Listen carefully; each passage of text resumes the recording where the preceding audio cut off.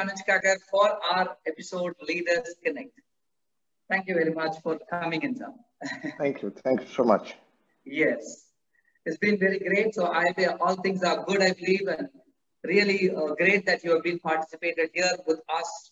So today, a different topic: unlead to lead. So, unleading to lead, how is it? Is what we are going to discuss here, members, with our guest, Dr. Anuj Kakar. There are different people have different views about what's their take on leadership. So, with your experience being here, maybe understand what's your take on leadership and how a leadership rules. So, what is that? As regard as your question is concerned, see, most of us, when we look towards leadership or towards a leader, we look for like inspiration with things like somebody to motivate us. So inspiration and motivation are two most commonly used attributes when we talk about here any leader for that matter. But leadership, as we all know, really goes beyond these very obvious attributes. Okay. Common attributes would be like, let's say, any leader will give some direction to the company, to the situation, to the country. He will also exercise some control. So he doesn't want the ship to go haywire, right? So there is some degree of control he exercises. Then he has an intention to influence people through whatever mechanisms are available to him. So there is another attribute which comes in as that he has to exercise some degree of influence. Correct. He is also endowed with some authority, by whatever be the source of that authority. So he has some authority. And all this, at the end of the day, he is also exercising some responsibility for an end result. Yes. So when you're looking at leadership, you have to really look at as a amalgamation of many, many different attributes. True. Becoming a leader is really not as mysterious or even as difficult as it is made out to be. In fact, we are all leaders. We all lead and follow in different situations all the time. True. Sometimes we succeed, sometimes we don't succeed, or sometimes we succeed partially. Be that as it may, we are all leaders in different situations and different points of time.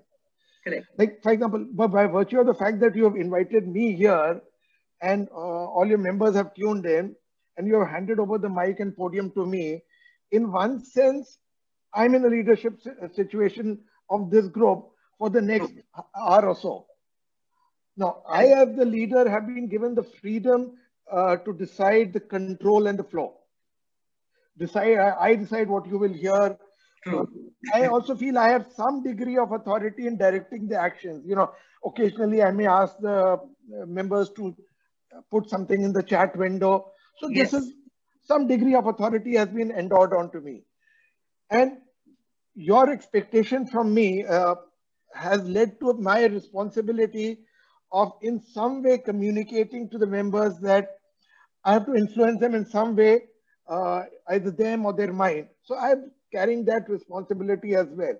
To what end? So there's an end result that we are all expecting, that at the end of this 1 hour, we all hope to have gained something. Otherwise, it's an hour wasted of our life, right? Correct. So a leader's task or a leadership in any role is an all-encompassing behavioral aspect. Quite different or much more than, let's say, just an inspiration or a motivation, which of course are great attributes to have.